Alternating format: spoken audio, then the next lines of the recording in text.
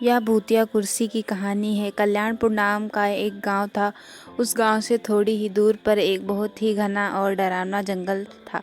रात के समय जो भी उस जंगल से होकर गुजरा वो कभी भी वापस नहीं आया।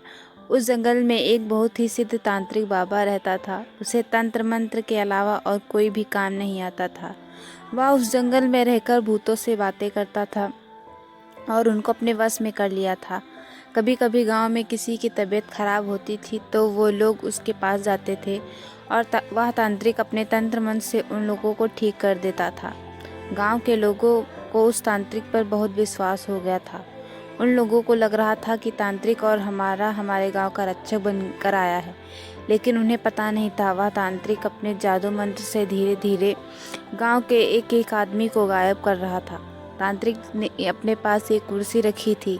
वो कोई मामूली कुर्सी नहीं थी। जब भी वो पूजा पाठ करता था उसी कुर्सी पर बैठकर करता था, ताकि वह सिद्ध तांत्रिक बन सके और जो चाहे वो कर सके। कुछ समय बाद गांव में हड़कंप मच गया कि आखिर हमारे गांव के लोग धीरे धीरे कहाँ गायब हो रहे हैं। फिर उन्हें एक दिन तांत्रिक बाबा पर शक हुआ और एक दिन गांव के कुछ लोग उस जंगल की ओर चल दिए, ये पता करने के लिए कि आखिर हमारे गांव के लोग अचानक गायब कहाँ हो जाते हैं। वे लोग धीरे धीरे जंगल के बहुत अंदर चले गए। जंगल एकदम घना और डरावना था। थोड़ी ही दूर आगे जाने के बाद उन्हें एक रोशनी जलती हुई नजर आई। फिर उन्हें उस तांत्रिक बाबा पर शक हुआ और एक दिन गांव के कुछ लोग उस जंगल के थोड़ी ही दूर जाने के बाद उन्हें एक रोशनी जलती हुई नजर आई। फिर वे लोग वहां जाते हैं और देखते हैं कि वह तांत्रिक एक बहुत ही पुरानी कुर्सी पर बैठा है। तांत्रिक अपने पैर के नीचे एक आदमी को दबा के रखा है, जो कि बेहोश हालत में था। जब गांव वाले उसके नज़दीक गए तो पहचान लिया कि ये तो हमारे गांव का आदमी है, जिसको हम लोग सुबह से ढूंढ रहे थे। गांव वालों को देखकर तांत्रिक वहां से भागने लगा। तभी गांव के सारे लोग उसे चारों तरफ से घेर कर पकड़ लिए और एक पेड़ से बांध दिए। फिर पूरे जंगल में आग लगा दी और उस आदमी को लेके अपने गांव लौट गए। अब उस तांत्रिक ने देखा कि गांव वालों ने जंगल में आग लगा दी है, अब तो मैं नहीं बचूंगा। वह बहुत चिल्लाया, मुझे बचाओ, मुझे बचाओ, लेकिन उसे कोई बचाने नहीं आया और धीरे धीरे आग की लपटें तांत्रिक के पास गईं और वह आग में जल के मर गया। लेकिन उसकी कुर्सी जैसी थी वैसी ही रही। उसे एक आंच तक नहीं लगी, क्योंकि उसने कुर्सी को जादू मंत्र से बनाया था। यह बात किसी को भी पता नहीं चली कि वह तांत्रिक मरने के बाद भी नहीं मरेगा। गांव वाले अब खुश थे कि अब हमें किसी बात का डर नहीं है। कुछ समय बीतने के बाद एक दिन गांव का एक आदमी दोपहर के समय अपने खेत में काम कर रहा था। गर्मी का दिन था और उसे बहुत जोर से प्यास लगी थी। वह पानी पी के थोड़ा आराम करने के लिए उसी जंगल में चला गया जहां तांत्रिक रहा करता था। वहां जाकर उसने देखा कि एक बहुत सुंदर कुर्सी रखी हुई है। वह देखने में बहुत ही लुभावनी कुर्सी लग रही थी, मगर वह एक भूतिया कुर्सी थी। वह आदमी उसे लेकर अपने घर आ गया।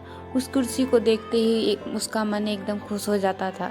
उसके घर वाले भी कुर्सी को देखकर खुश हो गए। उसे पता नहीं था कि वह अपने घर कुर्सी नहीं बल्कि अपनी मौत लेकर आया है। जैसे ही वह कुर्सी पर बैठा तभी कुर्सी ने उसे पकड़ लिया। उसके घर वालों ने बहुत कोशिश की, लेकिन उसे कुर्सी से नहीं उठा पाए। देखते ही देखते ये बात पूरे गांव में आग की तरह फैल गई। गांव के लोगों ने भी बहुत कोशिश की उसे उस कुर्सी से अलग कर सकें, लेकिन वो लोग भी असफल हो गए। उसे काटने और तोड़ने की भी कोशिश की, लेकिन उस कुर्सी का कुछ नहीं हुआ। सामने ही उस कुर्सी में अपने आप ही आग लग गई। देखते ही देखते वो कुर्सी जलकर राख हो गई और वो आदमी तड़प तड़प कर मर गया। उसके मरते ही वो आदमी और उसकी जली हुई राख सबके सब गायब हो गया। ऐसा लग रहा था कि यहाँ कुछ हुआ ही नहीं है। तब से ऐसी घटना हर 2 या 3 दिन पर गांव में होती गई। कभी कुर्सी तो कभी टेबल तो कभी खटिया बनकर लोगों को लुभाता रहा और उन्हें तड़पा तड़पा के मारता रहा। उस कुर्सी वाले भूत ने गांव में इतना दहशत फैला दिया। गांव के सभी लोग गांव छोड़ने के लिए सोचने लगे। फिर एक आदमी ने इन सब से बचने का उपाय किया। वह एक साधु बाबा के पास गया और अपने गांव में होने वाली सारी घटना के बारे में बताया। दूसरे दिन सुबह सुबह ही वो साधु बाबा उस गांव में आए और सबको अपने घर से घी, चावल और लाल कपड़ा लेकर आने को कहा।